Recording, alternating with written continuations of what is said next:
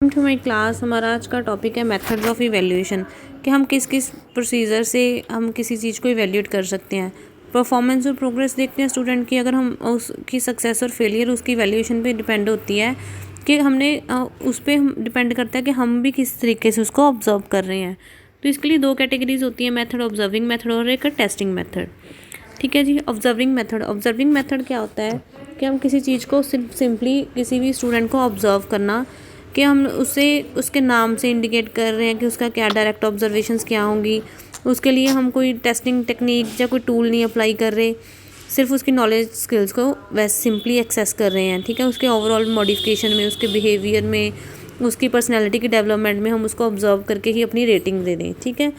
Next है हमारा testing method. Testing method में क्या होता है कि हम कुछ टेस्ट उसके लिए पर्टिकुलर रिटन, ऑरल, प्रैक्टिकल कोई टेस्ट रखते हैं जिसमें बच्चे की टाइम कम कंज्यूम हो और बच्चा अपनी परफॉर्मेंस दे सके, तो उससे हम इवेल्यूएट कर लेते हैं। ठीक है जी। क्वेश्चनियर हो सकता है, वो क्विज हो सकता है, रिटन टेस्ट हो सकता है, परफॉर्मेंस टेस्ट हो सकता है, किसी भी टाइप का एक टेस्ट हो सकता है। तो हमारे पास टाइप्स क्या क्या है इवैल्यूएशन की? CCE continuous comprehensive evaluation, formative evaluation, summative evaluation. तो हमारे पास फर्स्ट है आज continuous comprehensive evaluation. Continuous comprehensive evaluation क्या है हमारे पास? ये हमारे पास इसके नेम से ही पता चल रहा है कि कॉम्प्रिहेंसिव टर्म है। इसमें कंटिन्यूसली हम क्या करते हैं, कुछ रिटन में टेस्ट ले लेते हैं जो टीचिंग लर्निंग प्रोसेस का मेन एस्पेक्ट है। ठीक है जी। इसमें हमारे पास इंडियन एजुकेशन कमीशन की डेफिनेशन करना, evaluation should concern itself with people's physical development, personality and character, social achievement, academic achievement and achievement in various types of skills. तो इसमें हमारे पास क्या है, जो इवैल्यूएशन होती है वो खुद बच्चे की डेवलपमेंट के लिए एक कंसर्न होता है, जिसमें बच्चा अपनी एकेडमिक अचीवमेंट भी देखता है, खुद की सोशल भी, पर्सनैलिटी, अपना करेक्टर, सभी स्किल्स को पता चलता है बच्चे को कि मैं कहाँ पे लाइक कर रहा हूँ, स्टूड कर रहा हूँ। Any evaluation programme will give accurate results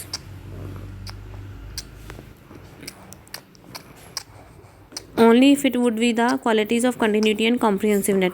In continuous comprehensive evaluation, students' progress is regularly evaluated every day, every week, every month, semester and year. ठीक है। बच्चे की टाइम टू टाइम हम इवैल्यूएशन करते हैं, वो हमारे पास CCE होती है।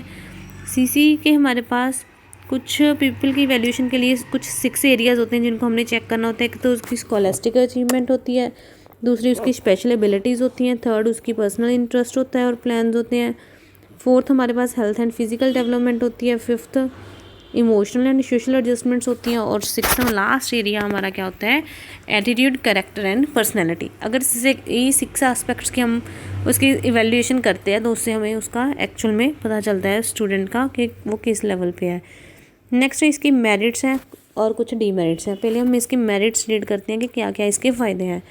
तो realistic picture of teaching learning process, बच्चा जैसे करेगा उससे पता चलता है कि वैसे टीचर ने कैसे पढ़ाया होगा। Next development of confidence in students, reduction of workload on students, next interaction between students and teachers. Next है हमारे पास promotion of good study habits among students.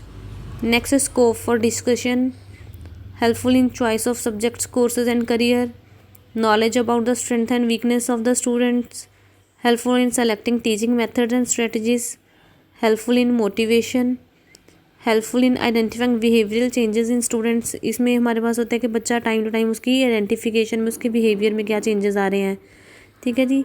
Suggestions for tackling difficulties and problems of the students, के CCE में हम check करते हैं कि सिर्फ उसकी प्रॉब्लम्स और डिफ़िकल्ट्स को सिर्फ देखना नहीं है, उनके लिए कुछ मेजर्स भी सजेस्ट करने होते हैं।